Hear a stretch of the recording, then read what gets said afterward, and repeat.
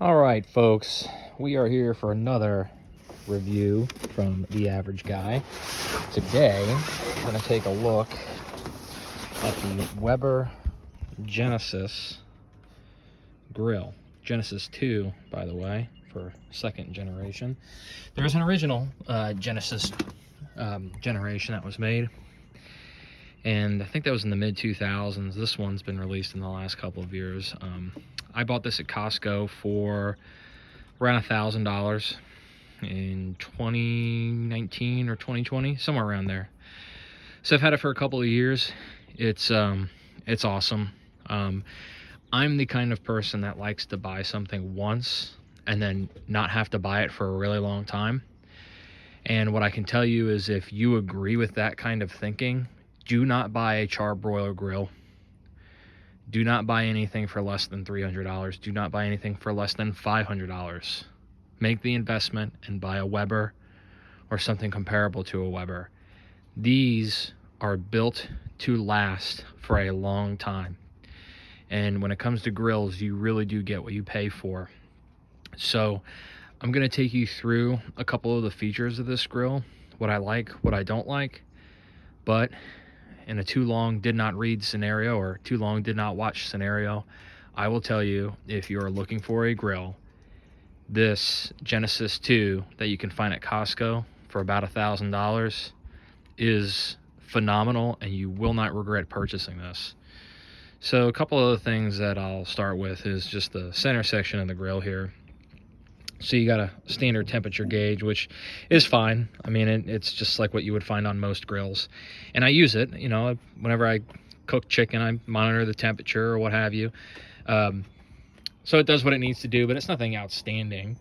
Other controls here at the bottom, you've got your igniter switch here, or button. And then you got the first burner, second burner. This is a searing burner. And then your third burner. So the searing burner, what that's used for is if you wanted to cook steaks, what you would do, a little dirty, I gotta clean this buddy up, is you would get the grill hot and have the searing burner on.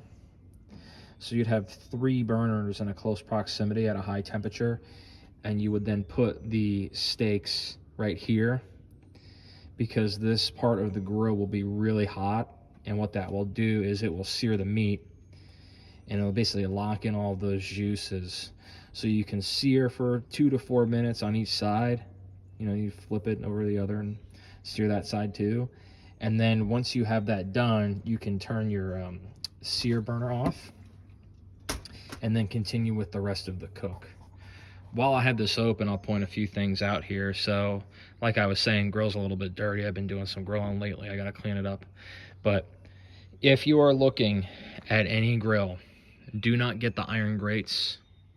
If the goal is to have the best grill possible without having to invest any more dollars, get these stainless steel grates. Stainless steel, which you can see a little bit of the steel right here in some of the areas that I don't use as much, you can see. It lasts way longer.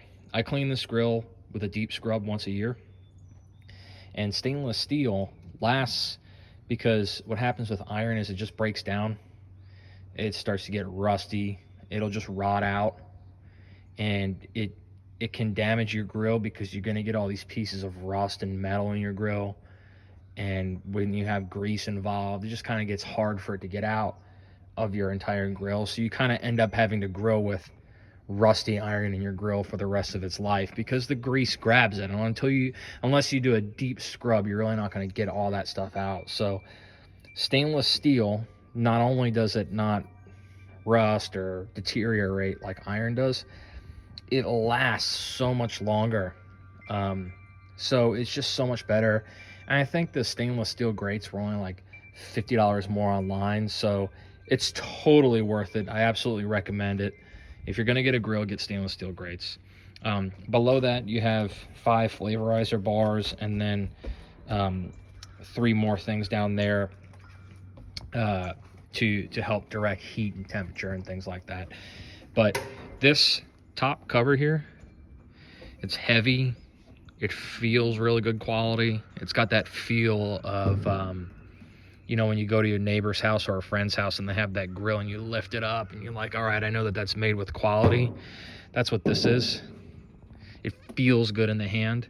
If you go up to some of those charbroils and you lift them up, this is going to be a terrible comparison for anybody who likes these cars, but it feels like you're opening a Hyundai door versus like a Mercedes door. This one has weight to it. It feels good. You go open that charbroil up, you feel like you're opening up almost like a piece of paper. It's so light and flimsy. Over here on the right is the side burner.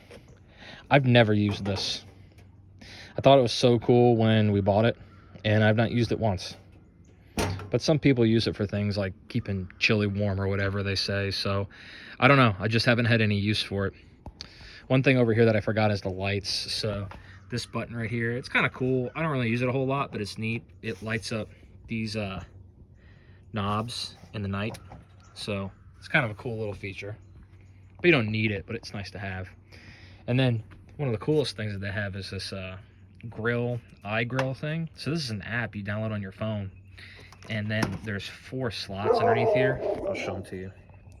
Should be able to see them. You plug probes into those 4 slots, and the app can help you determine when your meat's cooked. So within the app, there's all different settings. So like if you wanted to cook chicken, or you wanted to cook red meat, or you wanted to cook game, you know, whatever it is that you want to cook, they have a really long list of different things that you can choose from. And you select the meat and you select the cook. So if you want something cooked medium, you can set it to medium. And once that piece of meat hits medium temp, the iGrill system will beep and tell you, hey, your meat's reached temperature. So like I'll do beer can chickens, and I'll take a probe and I'll put it in the thigh. And once it hits 165, I know I'm going to be good to go. So it's kind of like a cheat code in a way, because you don't really have to watch your grill as much. I mean, you still have to watch your grill to make sure your ambient temperature or your internal temperature of the actual grill itself doesn't get too hot and you start burning the meat. But there's a way around that too. You can put in a second probe and you can select it to just track the grill temperature, which I do on longer cooks. But, you know, I still like to keep an eye on the temperature, so I usually don't go too far away from the grill. Down here is some storage. I wasn't sure whether or not I would really like the storage or if I needed it, but I actually really like having the doors. Some grills, they don't have the doors or any kind of enclosure. They're just kind of like shelves exposed to the elements. But what I like about this is I put, as you can see, paper towels, cleaners, oil for the grates, and then I have a stainless steel cleaner and polish, which I use just about every time I cook. And what that does is it keeps the newness on the grill as much as possible. I think everybody knows with grills is as they're exposed to the elements, I mean, they do age, but that spray kind of helps keep the new look going on the grill, at least from the outside. Over here, I just have mosquito citronella candles that I put out on that table over there sometimes. But yeah, that's all I have in there. And then of course there's the grease catcher, which, by the way, Weber sells a grease catcher like that, a little tin foil deal or whatever those things are made of, and they charge you like, I don't know, $10 for it, for 1 or 2. You can get a pack of like 10 of them on Amazon for like $6 or $7. I'll put a link in the description so that you guys can get that. It just saved me a bunch of money for those little grease catchers, and I change it out maybe, I don't know, 2 times a year. So anyway, over here on this side is where the propane lives. And what is neat about the little propane deal is you do get a little bit of a gauge to kind of tell how much propane you have left. So it's a pretty simple hookup too. You know, just like most grills, you just kind of unscrew this thing and then you put in a new tank and you tie it back on. And then up here,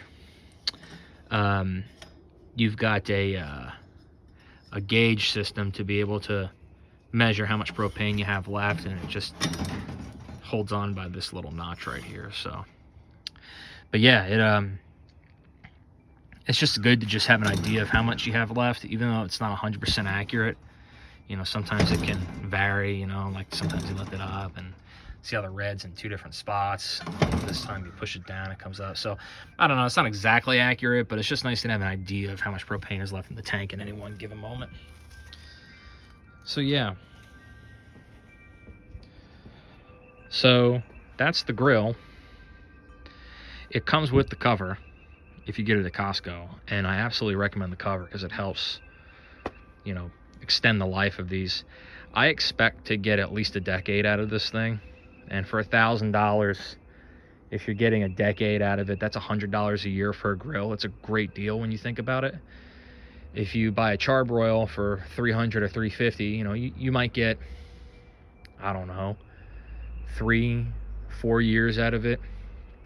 Now you can make the argument, Steven, that's $100 or $75 a year for a grill, and you might be right about that, but do you want to buy a new grill every 3 years?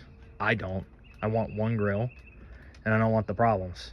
And if you really take care of these Webers, now, not that I've ever owned one for this long, but people say that you can actually even get 15 to 20 years out of them. So we'll see.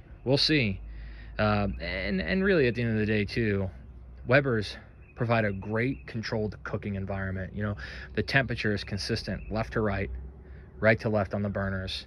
And I've had cheap grills where, you know, one side doesn't cook as good as the other. A couple of the, you know, individual burners aren't burning as hot, and you just get a really inconsistent cook. With this, I know I'm getting a consistent cook. It's nice. And the other thing that you get with Weber is they sell a bunch of extensions and accessories. So like this notch right here, and of course right here, are for a rotisserie. So like you can get a rotisserie accessory. I think it's like $100 or $120, and you can have rotisserie chicken cooking on your grill.